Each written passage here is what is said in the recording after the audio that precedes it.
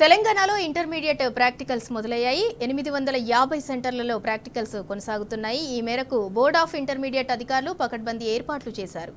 అన్ని సెంటర్లలో సీసీ కెమెరాలు ఏర్పాటు చేసి ఎప్పటికప్పుడు పర్యవేక్షిస్తున్నారు. మాల్ ప్రాక్టీస్కు పాల్పడే వారిపై కఠిన చర్యలు తప్పవంటున్న సెంటర్ ఆఫ్ ఎగ్జామినేషన్ అధికారి జయప్రదతో మా ప్రతినిధి అరవింద్ ఫేస్ టు ఫేస్.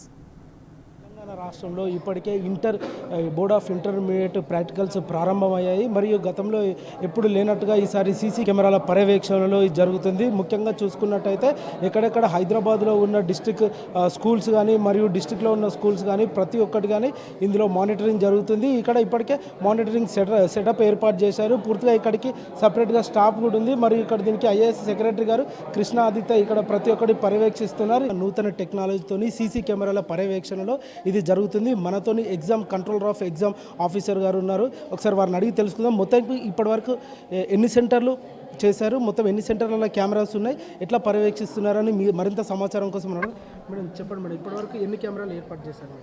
దాదాపు మనకి ఇప్పుడు ఫస్ట్ స్పెల్లో 850 సెంటర్లు ఉన్నాయండి. అన్ని 850 సెంటర్లో కూడా సీసీ కెమెరాలు పెట్టడం జరిగింది.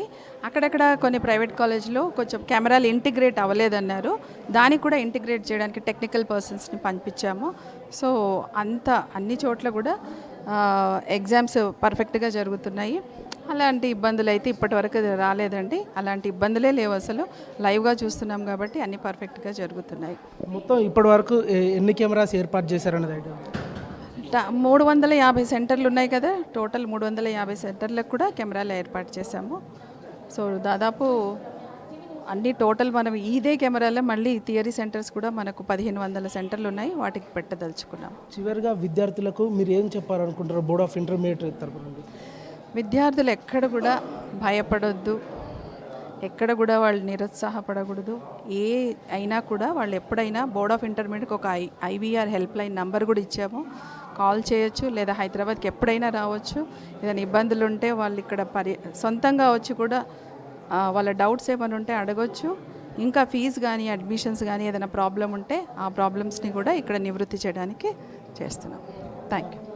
రైట్, చూసుకున్నట్టయితే ఇప్పటికే బోర్డ్ ఆఫ్ ఇంటర్మీడియట్ పనులు కూడా పూర్తి కావచ్చాయి. మరియు ఇంకోటి ఏంటంటే రానున్న థియరీ ఎగ్జామ్స్ కూడా వీళ్ళు ప్రతిదీ కూడా పకడ్బందీగా ఏర్పాటు చేస్తారు.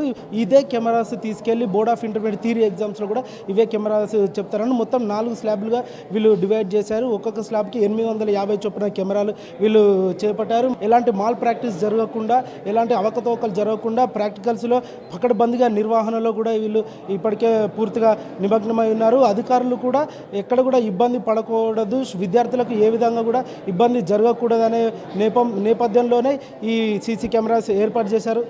వీడియో జర్నలిస్ట్ దశరథ్తో అరవింద్, టీ న్యూస్, హైదరాబాద్.